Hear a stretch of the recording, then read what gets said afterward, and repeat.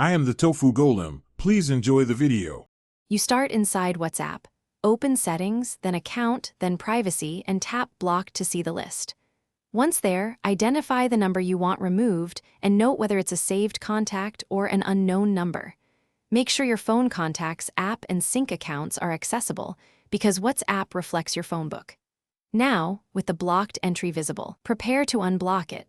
This is the first actionable step because you cannot fully delete a number from WhatsApp while it remains blocked. Once done unblocking, you must delete the source.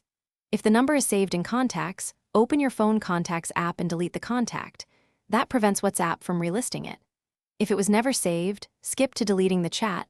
Open WhatsApp chat with that number, tap Menu or Contact Name, and choose Delete Chat to remove chat history.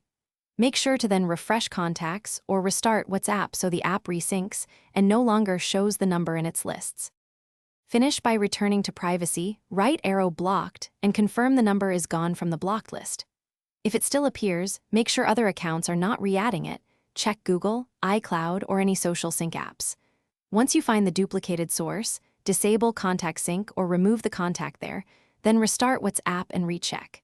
If problems persist, clear WhatsApp cache or delete and reinstall the app after confirming you have a backup. This resolves persistent sync or display issues.